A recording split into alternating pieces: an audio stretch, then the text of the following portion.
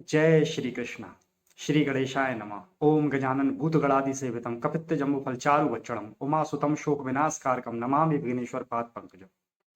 श्री गणेश जी का ध्यान करते हुए मैं आपके सामने गीता का पाठ प्रारंभ करता हूँ। जो गणेश जी की स्तुति मैंने अभी गाई है, ओम गजानन भूतगणादि सेवितम कपित्त जम्बुफल चारु भक्षणम उमासुतम शोक विनाशकारकम नमामि विघ्नेश्वर पाद पंकजम।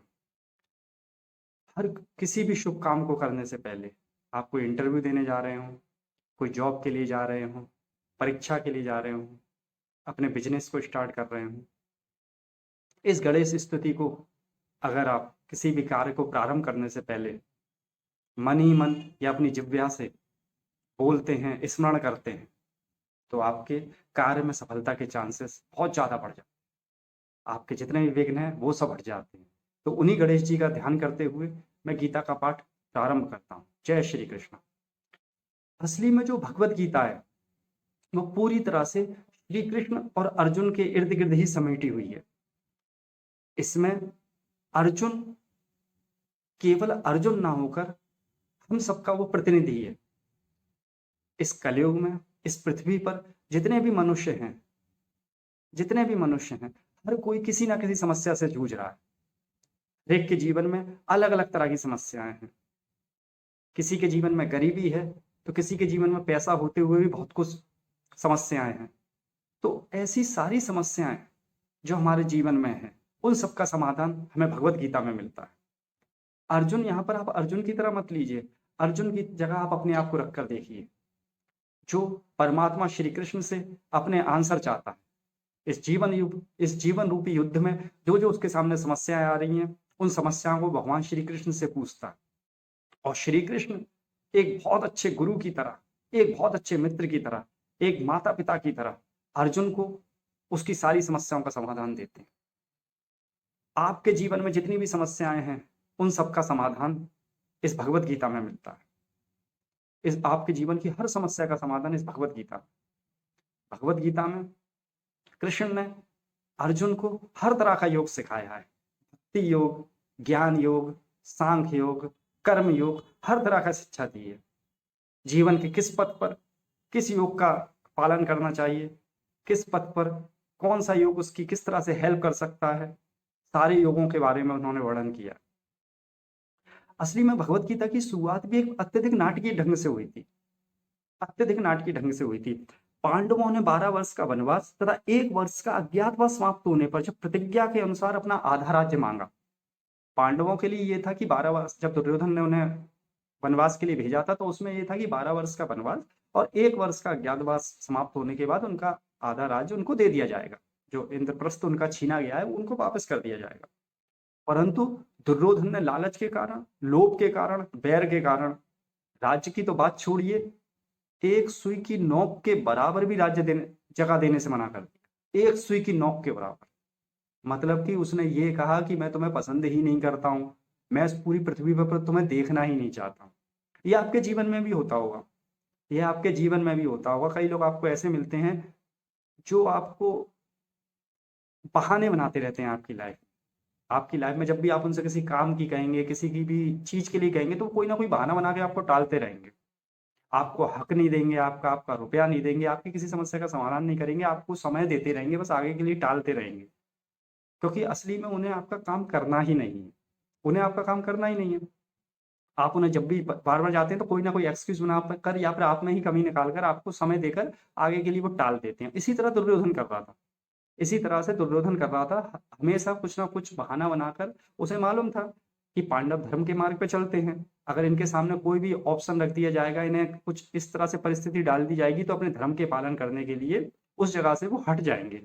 तो इसी तरह से उसने चक्रव्यूह रचकर उन्हें 12 वर्ष के वनवास के लिए और 1 वर्ष के लिए अज्ञातवास के लिए भेज दिया कि 13 साल तक ये जंगल में ही फिरते रहेंगे, तो लौट कर ही नहीं आएंगे, मर जाएंगे, जंगली जानवर खा जाएंगे इन्हें, या कोई भी समस्या, भूख प्यास से जंगलों में आप जानते हो किस तरह का जीवन होता है। परंतु उसके बावजूद भी पांडवों ने सर्वाइव किया और वहां पर लौट कर आए। उन्होंने भगवान श्री कृष्ण को अपना दूत बनाकर भेजा, परंतु दुर्योधन ने साफ साफ उनसे मना कर दिया कि मैं सुई की नोक के बराबर भी भूमि नहीं दूंगा। और इस तरह से युद्ध उनके लिए अनिवार्य हो गया। ध्यान रखिएगा, युधिष्ठिर और पांडव कभी भी अपने भाइयों से या अपने पितामह से युद्ध नहीं करते। मैं आपको कुछ बातें क्लियर करना चाहता हूँ। पांडव इतने शरीफ थे, इतने धर्म के मार्ग पर चलने वाले थे, भले दुर्योधन कैसा भी था पर उनका भाई था। दुर्योधन कैसा भी था, उनका भाई था। धृतराष्ट्र भली ही उनके साथ पक्षपात कर रहा था, उन्हें अपना पुत्र नहीं मान रहा था, परंतु उसके बावजूद भी वो धृतराष्ट्र से भी युद्ध करना नहीं चाह रहे थे, क्योंकि हस्तिनापुर से युद्ध करने का मतलब था धृतराष्ट्र से युद्ध करना, अपने पिता तुल्य किसी इंसान से युद्ध करना। कि धृतराष्ट्र उनके पिता पांडु के ही भाई थे, अपने पितामह से युद्ध करना। तो इतने अच्छे थे ये पांडव, ये युद्ध को टालने का प्रयास ही कर रहे थे ताकि वो युद्ध ना करना पड़े। परंतु जब इनका पूरा हक मार लिया गया, तब कुंती की आज्ञा से, अपनी माँ की आज्ञा से, कुंती की आज्ञा से, माँ की आज्ञा से इन्होंने युद्ध को छेड़ दिया। युद्ध का इन्होंने बिगुल बजा दिया कि हम अपने हक के लिए, हम दूसरे का हक नहीं मारेंगे पर अपना हक भी हमें वापस चाहिए। तो इन्होंने माता कुंती की आज्ञा से युद्ध करना स्वीकार कर लिया। इस तरह पांडवों और कौरवों का युद्ध होना निश्चित हो गया और दोनों तरफ से युद्ध की तैयारियां होने लगी। युद्ध के पहले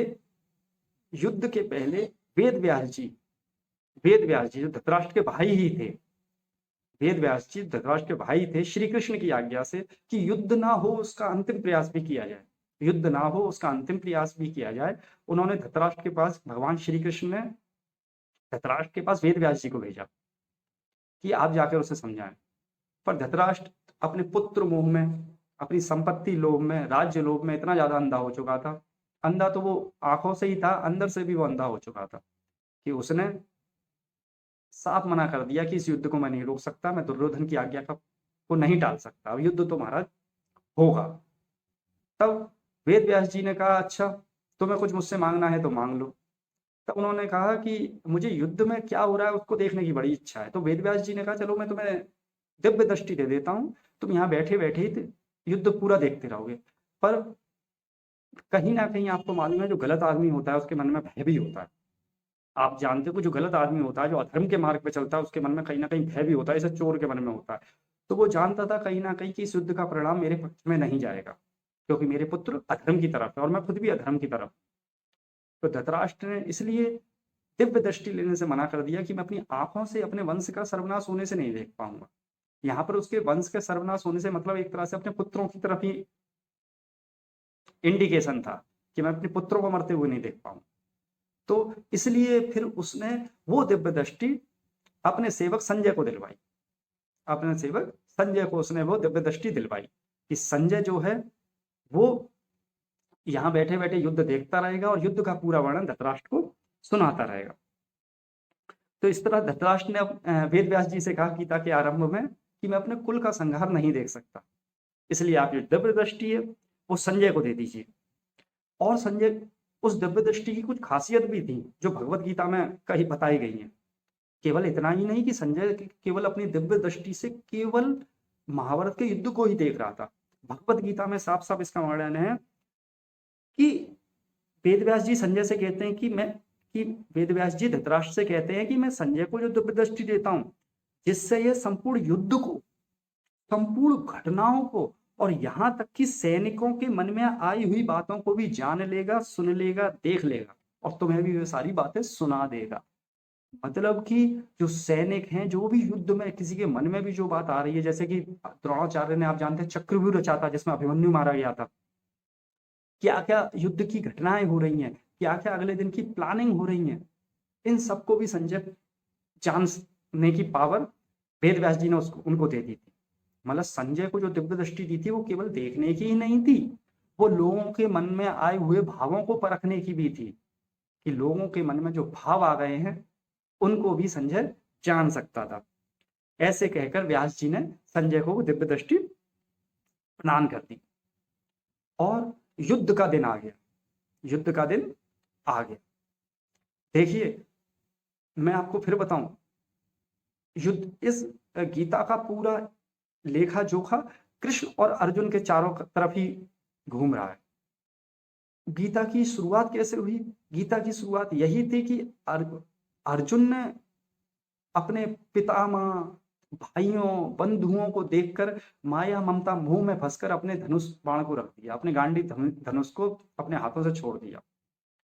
उसने कहा कि मैं इस राज्य के लिए अपने भाइयों, बंधुओं, अपने पितामह का वध, गुरुओं का वध नहीं कर सकता और वो भय से काँपने लगा। यहाँ पर भय कायरता वाला नहीं था, यहाँ पर उसका भय कायरता वाला नहीं था, उसका भय था एक अनिष्ट का, एक अनर्थ का, कि समाज उससे क्या कहेगा, कि एक राज्य के लिए उसने अपने परिवारजनों का वध कर दिया और मोह, माया, ममता इन सब ने उसको घेर दिया।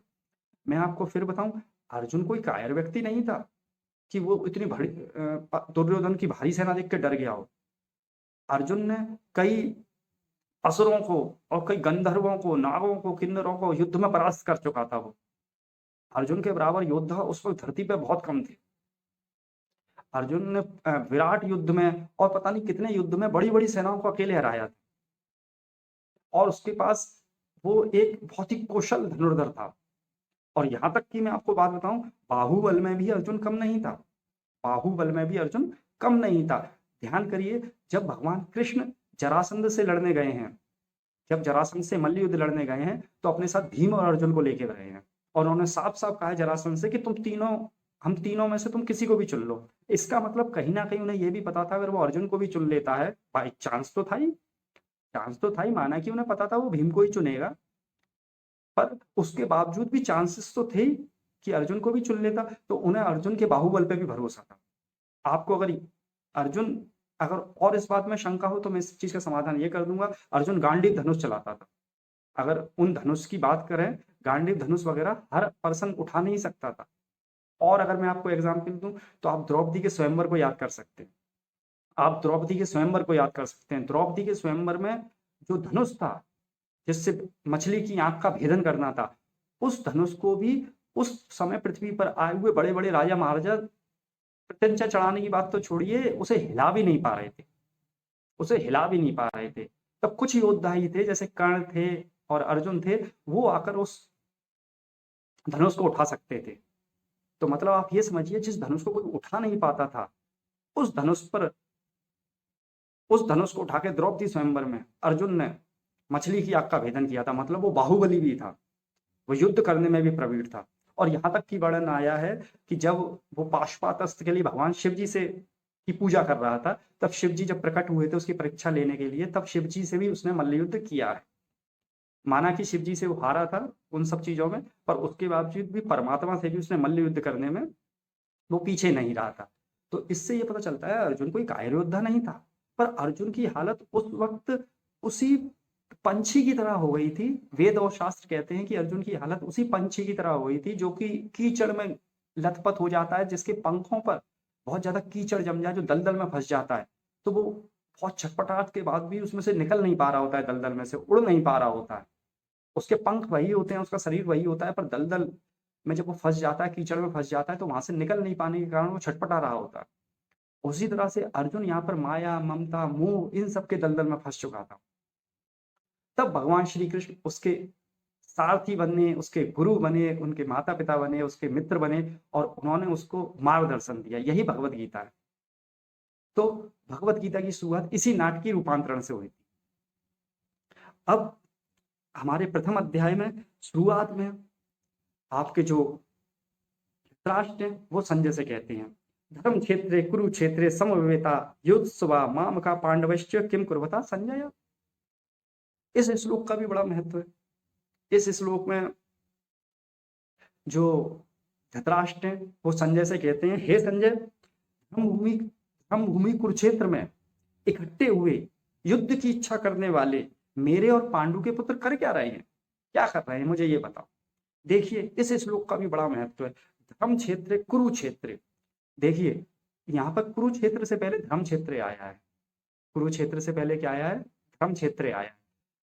जो महाभारत का युद्ध था वो आप जानते हैं कुरुक्षेत्र में लड़ा गया। कुरुक्षेत्र के मैदान में महाभारत का युद्ध लड़ा गया। परंतु कुरुक्षेत्र से पहले भगवत गीता में शब्द आया है धर्म क्षेत्र। कुरुक्षेत्र असली में युद्ध का मैदान नहीं था। उसके पहले कई राजा महाराजाओं ने उसमें धार्मिक कार्य किए थे, कई देवी देवताओं ने उसमें यज्ञ किए हुए थे उस कुरुक्षेत्र में। इसलिए कुरुक्षेत्र को धर्म क्षेत्र भी कहा जाता है। और मैं आपको बात बताऊं, पहले के जमाने में कोई भी कार्य होता था, चाहे युद्ध हो, चाहे कोई भी कार्य हो, मंगल हो चाहे अमंगल कार्य हो, कोई भी हो, धर्म को ध्यान में रख के किया जाता था। वो धर्म को ध्यान में रख के किया जाता था। इसलिए युद्ध में भी धर्म बना रहे, कोई अनीति ना हो, किसी तरह की भी बेईमानी ना हो, छल कपट ना हो, इसलिए इस युद्ध को भी करने का फैसला धर्म क्षेत्र में किया गया। इसलिए कुरुक्षेत्र से पहले महाराज धृतराष्ट्र ने उसके पहले धर्म क्षेत्र शब्द यूज किया है, क्योंकि धर्म क्षेत्र मतलब एक ऐसा युद्ध जो धर्म के अंतर्गत लड़ा जाएगा, जिसमें सब लोग धर्म का पालन करें, इसलिए उसको धर्म क्षेत्र कहा गया। समवेता युद्धोत्सवा माम का पांडवश्च किम कुर्वता संजय। देखिए यहाँ पर भी धृतराष्ट्र की द्विअर्थी नीति लागू हो रही है। वो पक्षपाती कितना था ये भी ये श्लोक बताता है। उसने दुर्योधन और कौरवों के लिए माम का वर्ड यूज किया, मतलब मेरे पुत्र। इस श्लोक का अर्थ ये है, हे संजय, धर्मभूमि कुरुक्षेत्र में इकट्ठे हुए युद्ध की इच्छा वाले मेरे और पांडु के पुत्र कर क्या रहे हैं? मेरे और पांडु के पुत्र, मतलब बात समझिए, धृतराष्ट्र के तो सभी पुत्र थे एक तरह से। पांडवों के पिता तो बचपन में ही मर गए थे, तो एक तरह से पांडवों के पिता, पांडव तो अपने पिता धृतराष्ट्र को ही मना करते थे, क्योंकि उनके पिता तो बचपन में ही छोड़ के चले गए थे जब वो छोटे छोटे थे। परंतु उन्होंने, पांडवों ने कभी पक्षपात नहीं किया, उन्होंने धृतराष्ट्र को अपने पिता की ही तरह देखा। परंतु धृतराष्ट्र युद्ध के मैदान में दुर्योधन के लिए और कौरवों के लिए मेरे पुत्रों का, मेरे वर्ड यूज कर रहा है मेरे, और पांडवों के लिए वर्ड यूज कर रहा है पांडु के पुत्र। भीम अर्जुन इन सब के लिए क्या वर्ड यूज कर रहा है? वो पांडु के पुत्र, ये वर्ड यूज कर रहा है। तो मतलब समझ रहे हैं कि उसके मन में हमेशा से पक्षपात रहा था, और युद्ध में भी वो पक्षपात कर रहा था कि हे संजय, धर्म भूमि कुरुक्षेत्र में इकट्ठे हुए युद्ध की इच्छा करने वाले मेरे और पांडु के पुत्र कर क्या रहे हैं? संजय, ये सब बातें वो संजय से पूछ रहा है। भगवत गीता का जो अगला श्लोक है, उसके बाद संजय पूरी की पूरी पांडव सेना को अपनी दिव्य दृष्टि से देखता है, कौरवों की सेना को अपनी दिव्य दृष्टि से देखता है, और वो धृतराष्ट्र को बताना स्टार्ट करता है कि हे महाराज, जो पांडवों की सेना है उसको सामने की तरफ देखकर, जो पांडवों की सेना है उसको अपने सामने देखकर दुर्योधन द्रोणाचार्य के पास चला गया है। जो पांडवों की सेना है उसको देखने के बाद जो दुर्योधन है वो धृतराष्ट्र, वो द्रोणाचार्य जी के पास गया है, अपने गुरु जी के पास गया है। इस श्लोक का भी बड़ा गूढ़ रहस्य है। इस श्लोक का भी बड़ा गूढ़ रहस्य, गीता के हर श्लोक का रहस्य अत्यधिक गूढ़ है, अत्यधिक गूढ़ है। उन गूढ़ रहस्यों को हम बिल्कुल एक्सप्लेन करेंगे अपनी बुद्धि से, उनको हम आपके सामने विस्तृत रूप से विवरण करने की कोशिश करेंगे। जो पांडवों की सेना थी वज्रव्यूह में खड़ी हुई थी। देखिए पहले क्या होता था, हर कोई सेना को खड़े करने के अपने अपने तरीके होते थे, कई व्यू रचना होती है। जैसे आपने चक्रव्यूह का नाम तो सुनी रखा है कि किस तरह से व्यू रचना किया जाए, चक्रव्यूह। उसी तरह से जो पांडवों की सेना थी उस वक्त वज्रव्यूह में खड़ी हुई थी। वज्रव्यूह में, वज्रव्यूह क्या होता है? वज्रव्यूह इस तरह के व्यू की रचना होती है जिसमें अगर आपकी सेना कम भी हो, अगर आपकी सेना कम भी हो तो वो ज्यादा महसूस होती है कि बहुत ज्यादा सेना है। जो आपका वज्रव्यूह होता है उसमें इस तरह से सेना को खड़ा किया जाता है कि अगर आपकी सेना कम भी हो, अगर आपकी सेना कम भी हो तो वो ज्यादा दिखाई देती है। आप ये जानते हैं जो पांडवों की सेना थी वो दुर्योधन की सेना से कम थी। जो पांडवों की सेना थी वो दुर्योधन की सेना से बहुत ज्यादा कम थी, काफी अंतर था उन दोनों में। अंतर क्यों? क्योंकि पांडव कई सालों तक वनवास में भटकते रहे थे। इसका भी बहुत बड़ा रीजन है कि दुर्योधन की सेना बड़ी क्यों हो गई थी, क्योंकि पांडव कई सालों तक वनों में भटकते रहे थे। वनों में भटकने के कारण उनका राज्यों से और लोगों से आपसी संबंध विच्छेद हो गया था, क्योंकि वो अज्ञातवास में भी रहे थे। आप जानते हैं अगर आप किसी स्थान से कुछ समय के लिए हट जाएं तो धीरे धीरे आपका प्रभाव वहां कम होने लगता है। जबकि दुर्योधन अपने राज्य में रहकर कई तरह से अपने राज्य का पालन युधिष्ठिर की तरह करने लगा था, बहुत चालाकी से करने लगा था। दुर्योधन क्या कर रहा था कि वो जो अपनी प्रजा थी उसको उसी तरह से पालन करने लगा था ताकि जैसे कि युधिष्ठिर किया करता था, क्योंकि उसे मालूम था कि आगे चल के युद्ध तो होना ही है। तो इस तरह से वो अपने आस पड़ोस के राजा महाराजाओं से इस तरह से बिहेवियर करने लगा था जैसे कि बहुत अच्छा शासक है। मतलब एक तरह से कह सकते हैं कि मुंह पर राम और बगल में छुरी, मतलब कि ऊपर से बोलने का कुछ था पर अंदर से बोलने का वो कुछ था। तो जब उस वज्रव्यूह में खड़ी हुई सेना को उसने देखा दुर्योधन ने, तो बहुत विशालकाय सेना लग रही थी। उस विशालकाय सेना को देखने के बाद दुर्योधन द्रोणाचार्य जी के पास गया, द्रोणाचार्य जी के पास गया। इसमें भी बड़ा गूढ़ रहस्य है कि वो द्रोणाचार्य जी के पास क्यों गया, कि वो द्रोणाचार्य जी के पास क्यों गया, जबकि उसकी जो सेना थी उसके सेनापति भीष्म पितामह थे। जो आपकी सेना थी उसके सेनापति कौन थे? भीष्म पितामह थे। पितामह सबसे श्रेष्ठ, सबसे बुजुर्ग कौन थे उस युद्ध में? भीष्म पितामह से। दुर्योधन को जाना किसके पास चाहिए था? भीष्म पितामह के पास जाना चाहिए था, पर उसके बावजूद वो गया किसके पास? द्रोणाचार्य के पास। इसमें भी गूढ़ रहस्य। गूढ़ रहस्य इसलिए है क्योंकि वो जानता था कि जो भीष्म पितामह है वो तो उसके सगे संबंधी ही है, उसके पितामह ही है, घर के मेंबर हैं। जो घर का सदस्य होता है वो तो राजी गैर राजी में हमारे पक्ष से लड़ेगा ही, क्योंकि भीष्म पितामह ने प्रतिज्ञा ले ली थी कि हस्तिनापुर के सिंहासन की तरफ से वो लड़ेंगे, तो उसे मालूम था जो अपना आदमी होता है वो तो हमारी तरफ से लड़ेगा ही। परंतु उसके मन में द्रोणाचार्य को लेकर संशय था कि द्रोणाचार्य उसके रक्त संबंधी नहीं थे, द्रोणाचार्य उसके दुर्योधन के रक्त संबंधी नहीं थे। तो द्रोणाचार्य के पास इसलिए वो गया है क्योंकि सारे शास्त्र वेद कहते हैं, भगवत गीता कहती है, महाभारत कहती है कि द्रोणाचार्य का स्नेह अर्जुन की तरफ कुछ ज्यादा ही था। द्रोणाचार्य का जो स्नेह था वो अर्जुन की तरफ कुछ ज्यादा ही था। उन्होंने बचपन से ही अर्जुन के लिए ही बहुत ज्यादा प्रयास किए थे। उनका प्रिय शिष्य था अर्जुन, अर्जुन से बहुत ज्यादा लगाव था इसलिए। और युधिष्ठिर धर्मराज को भी सब पसंद करते हैं, आप जानते हैं, युधिष्ठिर को भी सब पसंद करते थे, भीम को भी सब पसंद करते थे, क्योंकि वो छल कपट नहीं करते थे, वो जैसे ऊपर से थे वैसे अंदर से थे। तो पांडवों के प्रति सबका स्नेह बहुत ज्यादा था। नकुल सहदेव वो माद्री के पुत्र थे, नकुल सहदेव, तो उनकी माँ भी बचपन में मर चुकी थी, वो बिना माँ के पुत्र थे, फिर कुंती ने उन्हें पाला था। तो इस तरह से अगर देखा जाए तो बहुत ज्यादा उनके प्रति लोगों की करुणा थी, उनके साथ बहुत ज्यादा पक्षपात हो रहा था। तो इसलिए द्रोणाचार्य का भी मन कहीं ना कहीं पांडवों की तरफ ही था। तो इस कारण दुर्योधन ने सबसे पहले द्रोणाचार्य के पास पहुंचा, सबसे पहले वो द्रोणाचार्य के पास गया ताकि द्रोणाचार्य के अंदर से मनभेद को हटाया जा सके, द्रोणाचार्य को अपने पक्ष में लिया जा सके। क्योंकि अगर ये बेमन से लड़े तो फिर युद्ध में विजय मुश्किल हो। तो इसलिए जो दुर्योधन था सबसे पहले वो किसके पास गया है? द्रोणाचार्य जी के पास गया है, उनके पास, और उनके पास जाकर उसने कुछ वचन बोलना चालू कर। यहां तक आपको मैंने भगवत गीता के प्रथम अध्याय के श्लोक नंबर 3 तक पूरा विस्तृत वर्णन दिया। भगवत गीता के एक एक श्लोक का अत्यधिक महत्व, उसकी पूर्ण व्याख्या तो शायद भगवान शिव ही जानते हैं, बाकी हम सर्वसाधारण जन उसकी पूर्ण व्याख्या तो क्या, एक उसका अंश मात्र भी पालें तो हमारे लिए बड़ी कृपा की बात हो। मैंने अपना पूरा प्रयास किया है कि आपको भगवत गीता के हर श्लोक के बारे में, उसके गूढ़ रहस्यों के बारे में, जितना भी मेरी बुद्धि है, जितना भी वेद शास्त्रों से अध्ययन किया है, उसको मैं आपको सामने उसका विस्तृत वर्णन कर सकूं, उसका पूरी तरह से एक्सप्लेन कर सकूं। क्योंकि भगवत गीता का एक एक श्लोक अपने आप में एक एक बहुमूल्य हीरा है, जो अपने अंदर कई गूढ़ रहस्यों को समेटे हुए, उससे मानव जाति के कल्याण की कई शाखाएं निकलती हैं। आपको अगर मेरा ये प्रयास सफल लगा हो और आपको भगवत गीता से आगे भी श्लोकों का पूर्णता विवरण चाहिए, भगवत गीता का नित्य पठन पाठन करना है, मेरे मुंह से उसका विवरण सुनना है, तो आप कृपया मेरे चैनल को सब्सक्राइब करें, ताकि मैं आगे भी जो भगवत गीता से श्लोकों का महत्व, भगवत गीता से रिलेटेड जितनी भी आपके सामने बातें ला सकूं, आपको वो मिलती रहे। परमात्मा श्री कृष्ण हम सब पर कृपा रखें और हमें अर्जुन की तरह ही अपने सानिध्य में रखें। जय श्री कृष्ण।